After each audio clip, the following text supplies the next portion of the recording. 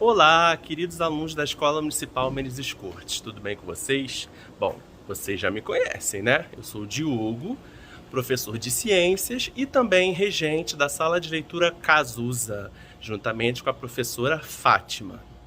Bom, estou fazendo essa videoaula porque hoje eu vou apresentar para vocês o mundo dos insetos. Vamos lá? Mas antes, você saberia me definir o que é um inseto? Primeiramente, o inseto é um animal invertebrado. Você saberia definir o que é um animal? Você já pensou o que é isso? Então, existem 4 palavras que a gente usa para definir e caracterizar um animal. Primeiro, todo animal é um ser pluricelular. O que significa isso? São seres formados por várias células, assim como nós. Segundo, todo animal é heterotrófico. O que significa? Se alimentam de outros seres vivos. Pode ser uma planta, pode ser um outro animal, pode ser um fungo, uma bactéria, uma alga.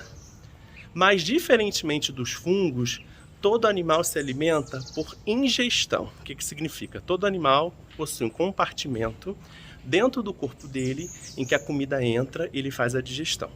Nos fungos é diferente. Os fungos também são heterotróficos, mas eles se alimentam por absorção. Eles jogam as enzimas, digerem e depois absorvem. E a quarta palavra que a gente utiliza para caracterizar os animais é que eles são eucariontes. Todo animal é eucarionte. O que é isso? Significa que nas células do seu corpo, todas as células, o núcleo, possui uma proteção chamada carioteca. É uma membrana que envolve e compartimentabiliza o núcleo. Tá bom? Então, as 4 palavras vamos repetir. Todo animal é pluricelular, todo animal é heterotrófico e se alimenta por ingestão, e todo animal é eucarionte. Agora que você já sabe o que é um animal, vamos continuar aqui para ver os insetos. Chegamos ao mundo dos insetos. Os insetos pertencem a uma classe que faz parte de um grupo do reino animal chamado artrópodes. Artro significa articulado e pod significa patas. Então são animais invertebrados que possuem patas articuladas. Além dessas características, eles também possuem um exoesqueleto quitinoso. O que é isso? É um esqueleto externo formado por um açúcar, um carboidrato chamado de quitina. Por causa da presença desse exoesqueleto, esses animais pertencentes ao grupo dos artrópodes fazem a muda, ou seja, trocam de pele de tempos em tempos para eles poderem crescer, porque esse exoesqueleto ele é bastante rígido. Fazem parte do filo dos artrópodes os aracnídeos, que são as aranhas e os escorpiões, os crustáceos, que são os camarões, as lagostas, os siris, os caranguejos, os quilópodes, que são as lacraias, os diplópodes, que são os gongolos ou conhecidos como piolhos de cobra, e também os insetos. Vamos entrar agora no mundo deles?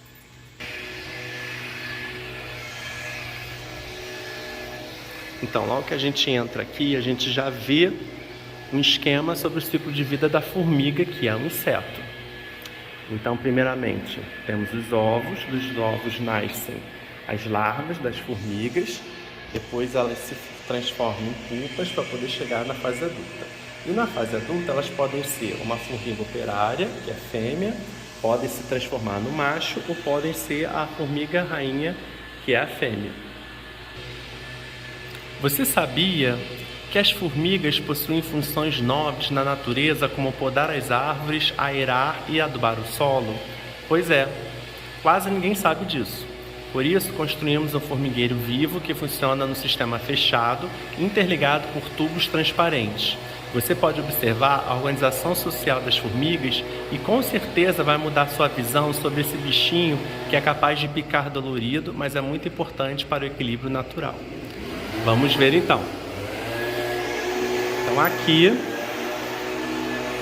começamos a entrar no formigueiro. Esse espaço aqui, que ele mais ou menos simula como é que funciona um formigueiro.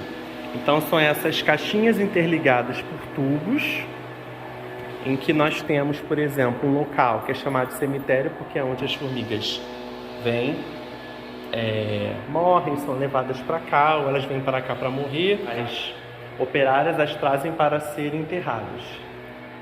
Então todos esses potes estão interligados, para a gente poder conhecer melhor sobre elas. Então tem uns potes aqui que a gente vê algumas diferenças bem interessantes. Por exemplo, esse pote aqui é a lixeira. Então provavelmente é onde as formigas trazem coisas que elas querem descartar. Todos esses potes são abertos por uma pessoa que cuida desse lugar. E aqui, por exemplo, foram colocadas flores, né, fonte de alimento para elas. Então elas vão aos pouquinhos cortar uns pedaços e vão levar para as outras, para um local onde as outras poderão se alimentar. Olha a diferença de um pote para o outro, né?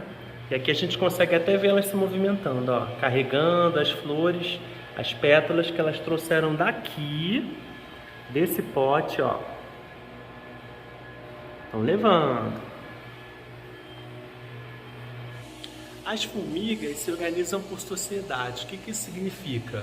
Que existem funções e divisões entre elas que são muito bem estabelecidas. Então aqui a gente consegue ver algumas funções que são divididas entre as formigas. Então tem as formigas baldeadeiras, temos as formigas soldadas, que vão fazer justamente a proteção. Existem as formigas jardineiras, que vão fazer a limpeza. As formigas cortadeiras. Como é que a gente consegue classificar as formigas como sendo insetos? Então, todo inseto tem um corpo dividido dessa forma. Ela tem uma cabeça, um tórax, que é por onde partem as patas, que são articuladas. A gente consegue ver nessa figura como é que elas são cheias de articulações, e o abdômen, tá? Então, os insetos, além de terem um corpo dessa forma, eles têm 6 patas, ou seja, 3 pares de patas, né, que saem do tórax. Elas têm um par de antenas, que é utilizada para tatear, para sentir o cheiro, o gosto das coisas, tá? É um órgão sensorial. Ela tem as mandíbulas, mas isso é bastante variável entre os insetos, que serve para várias funções. E aqui está a classificação dela, ó. As formigas pertencem à ordem Hymenoptera, à classe dos insetos, conforme eu tinha falado, e a família, a saúva-limão, que é essa formiga, pertence à família Formicidae. Aqui, na coleção de insetos, nós vamos também encontrar e conhecer outros insetos, porque, na verdade, o filo dos artrópodes é o filo onde existe a maior biodiversidade em todo o reino animal, principalmente dos insetos. Então, a gente vai aqui conhecer outros insetos que não são as formigas, para vocês terem esse conhecimento e poderem ver como é que é rica a biodiversidade do nosso planeta. Dentre todos os insetos, o que possui a maior diversidade realmente é da ordem Coleóptera, que abrange todos os besouros. Então existe uma infinidade de besouros, alguns até grandes, que existem no nosso planeta. Aqui também tem mais. De várias famílias e subfamílias, as mais diversas possíveis. Aqui nós já temos de outra ordem diferente, que é a ordem Neuróptera. Você tem a barata do mato, bem diferente da barata que a gente conhece. As borboletas, que pertencem à ordem Lepidoptera, então elas também têm muita variedade nas asas. Aqui já é uma outra ordem, aqui é a ordem Hemiptera. Esses aqui que eu estou mostrando para vocês.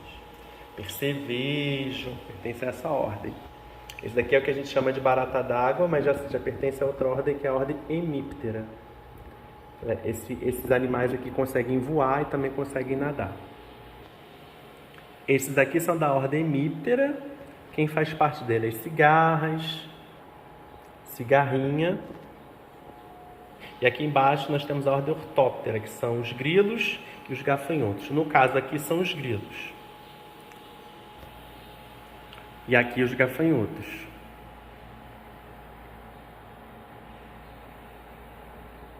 Esses são grandes, mas existem gafanhotos pequenos como esses aqui de baixo. Bom, da ordem Diptera são as moscas e os mosquitos, que são esses aqui que estão aparecendo, tá? São várias famílias, cada ordem possui várias famílias. E por último aqui, as cigarrinhas, que fazem parte da ordem Homóptera. Muitas pessoas não gostam dos insetos, ou porque têm medo deles, ou porque às vezes sentem um grande incômodo na presença deles. Mas o fato é que os insetos possuem uma importância ecológica muito grande, porque são eles que mantêm o equilíbrio da cadeia alimentar, já que a biodiversidade deles no reino animal é muito grande.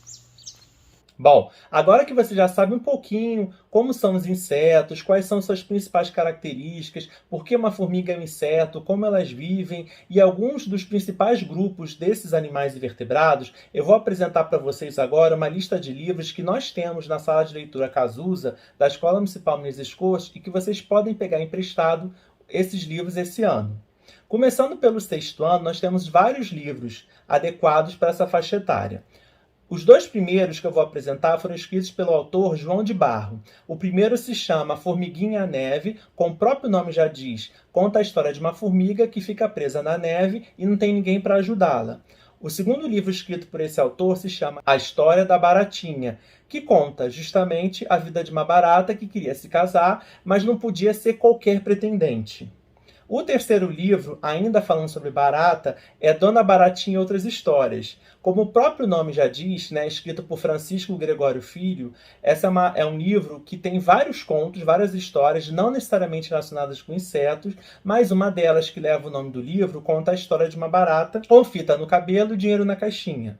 Um outro livro que eu quero apresentar para vocês, que está disponível para empréstimo, se chama O Grilo Mágico, escrito por Maria Luísa Penteado, que envolve vários insetos, a história, dentre eles besouro, percevejo e também uma barata.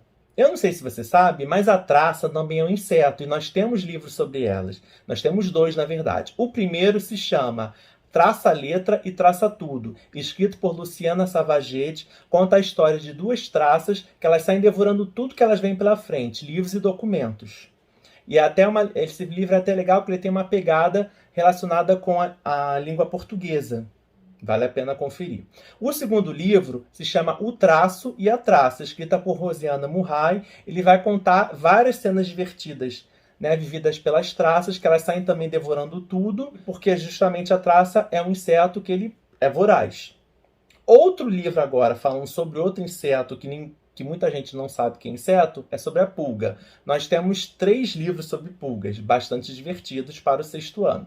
O primeiro é Para Onde Pulou a Pulga. Ele conta a história, né, de uma perseguição de um menino relacionada a uma pulga impertinente, porque a pulga, todo mundo sabe que ela acaba perturbando a vida dos animais.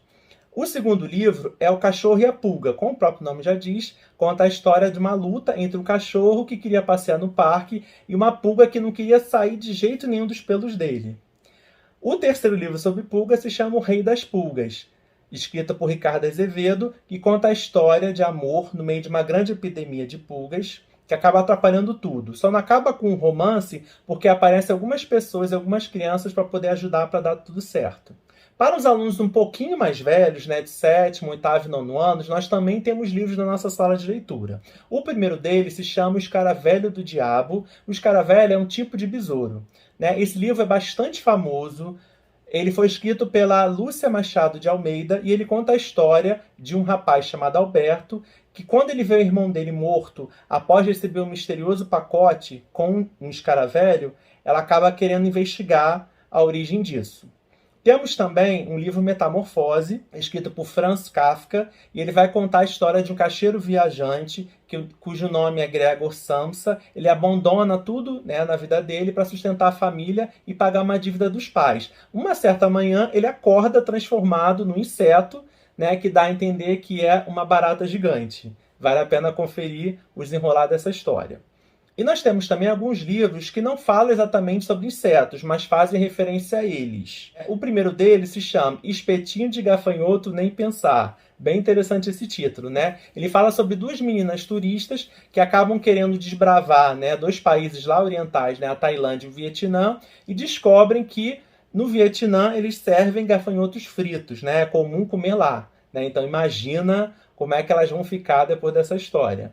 Outro livro com um nome interessante, se chama Catando Piolhos, Contando História. Esse nome é bastante interessante porque os povos indígenas têm o costume de contar histórias oralmente e aí eles conforme eles vão fazendo as contações, eles vão catando os piolhos na cabeça de outras pessoas. Então, esse livro faz referência a esse costume dos indígenas. Ele vai contando várias histórias que são bastante conhecidas entre o povo indígena e fazem referência a isso. O último livro que eu quero apresentar para vocês se chama Histórias Tecidas em Seda. Olha que nome interessante. Por que esse nome tem a ver com insetos? A seda é um material produzido por um animal que todo mundo conhece chamado bicho de seda, por isso que ele tem esse nome. E o bicho de seda nada mais é do que uma lagarta de uma mariposa. Então, Histórias Tecidas em Seda, na verdade, ela vai contar 3 histórias relacionadas ao Japão, né, um país oriental, e as histórias são descritas de uma forma tão delicada que parece que as histórias foram tecidas em seda, por isso que ele recebe esse nome. Bom, agora que você já tem uma grande quantidade de livros aí que eu sugeri para vocês, eu espero que você agora visite esse ano a sala de leitura e pegue esses livros, se delicie com essas histórias e depois venham contar para mim o que vocês acharam. Valeu? Um grande abraço, aqui fico mais uma videoaula, aguardem a próxima aí que terá mais. Tchau, tchau!